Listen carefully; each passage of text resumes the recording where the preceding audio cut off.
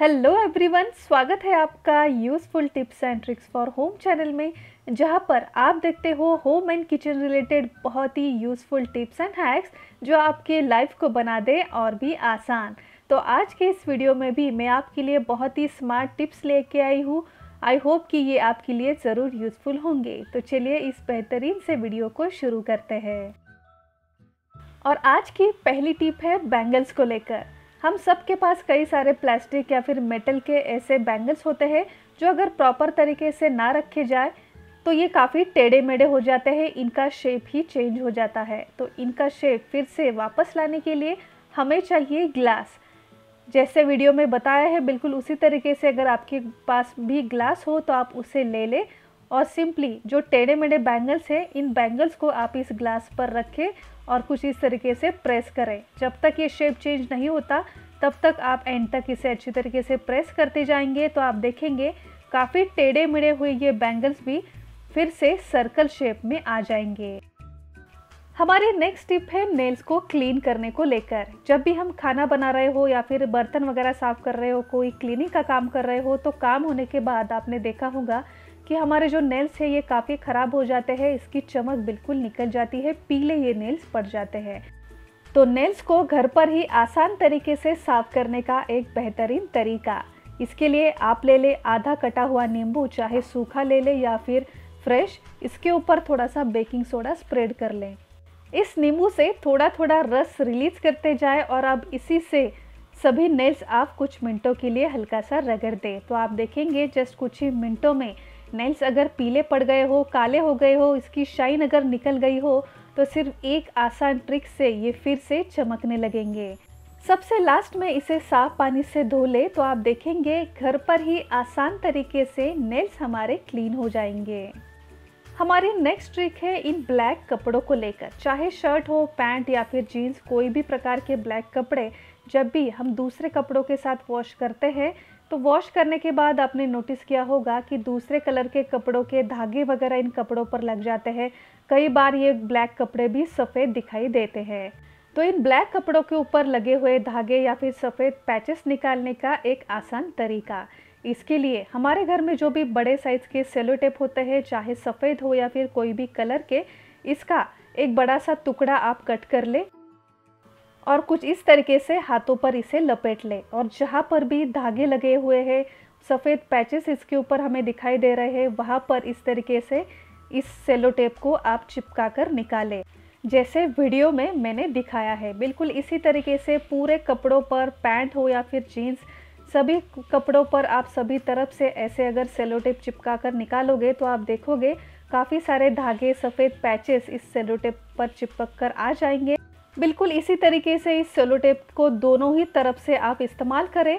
सबसे लास्ट में आप देखोगे कि इस सेलो टेप पर काफ़ी सारे धागे आपको दिखाई देंगे जो इस कपड़ों पर लगे थे। और सबसे लास्ट में अब इसे आप खोल दें और अंदर की तरफ चिपका कर आप इसे फोल्ड करके फेंक दें। जब भी हम वार्डरोब में कई सारे डिज़ाइनर ब्लाउज, ड्रेस या फिर लहंगा वगैरह स्टोर करते हैं जो ओकेजनली ही बाहर आते हैं, जब इसे हम निकालते हैं तो आपने कई बार नोटिस किया होगा कि इसकी जो डिज़ाइन है ये एक के ऊपर एक चिपक के ख़राब हो जाती है, या फिर इसके ऊपर अगर हुक वगैरह लगे हो तो हुक पर जंग लगने से इसके जंग के पैचेस भी इस ब्लाउज़ या फिर ड्रेस पर आ जाते हैं।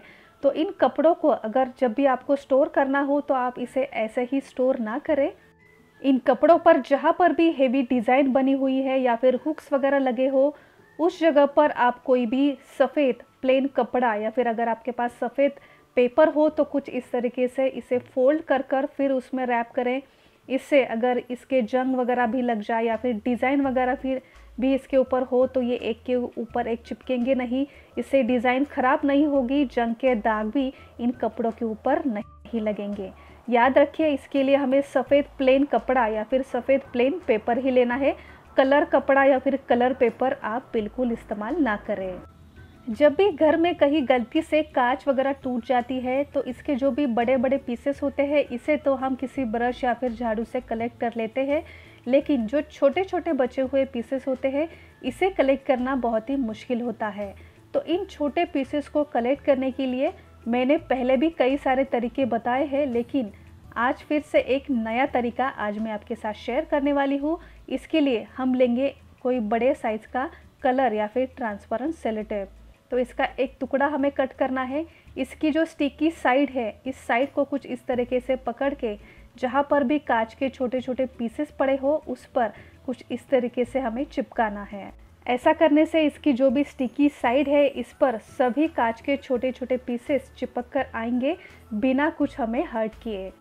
और जब काम पूरा हो जाए तब इसे हमें कुछ इस तरीके से अंदर की तरफ फोल्ड करना है और फिर किसी पेपर में रैप करके फिर हमें इसे फेंक देना है ताकि दूसरों को भी ये बिल्कुल हर्ट ना करे। अगर आपके पास भी कुछ पुराने बैंगल्स पड़े हैं और 1 से 2 अगर हैंगर हो तो इससे आज हम एक बहुत ही बढ़िया ऑर्गेनाइज़र बनाने वाले हैं जो आजकल ऑनलाइन काफ़ी ट्रेंडिंग में है और कई सारे घरों के वार्डरोब में आपको दिखाई भी देता है। तो इसी दुपट्टा और स्कार्फ को होल्ड करने वाले इस हैंगर को आज हम घर पर ही बनाएंगे। इसके लिए एक हैंगर और 3 से 4 बैंगल्स मैंने यहाँ पर ले लिए है। कुछ इस तरीके से इसे हम अरेंज करेंगे और किसी अच्छे टेप की हेल्प से हम इसे सिक्योर करेंगे। आप चाहे तो इसके ऊपर और भी कोई डेकोरेट करके इसे और भी अट्रैक्टिव बना सकते हो, लेकिन अभी मैंने इसे ऐसे ही सिंपल रख दिया है। सेलो टेप से अच्छी तरीके से सिक्योर करने के बाद आप चाहे दुपट्टा या फिर स्कार्फ या फिर छोटे मोटे कपड़ों को वार्डरोब में ऑर्गेनाइज करने के लिए इसका इस्तेमाल करें, या फिर जब भी हम डेली कपड़े सुखाते हैं तो छोटे साइज़ के कपड़ों को सुखाने के लिए इस ऑर्गेनाइज़र का भी इस्तेमाल आप कर सकते हो। सो देखा फ्रेंड्स, सिर्फ एक हैंगर और कुछ बैंगल की हेल्प से बहुत ही बढ़िया मल्टीपर्पज़ होल्डर ये हमारा घर पर ही बनकर तैयार हो गया है। ऐसे ही हमारे पास जो भी ज्वेलरीज वगैरह होती है इन्हें स्टोर करने के लिए, प्रॉपर ऑर्गेनाइज करने के लिए हम कई सारे पाउचेस या फिर ऑर्गेनाइज़र परचेस करते हैं, काफ़ी सारा पैसा इसके लिए खर्च करते हैं, लेकिन इसकी भी कोई ज़रूरत नहीं होती।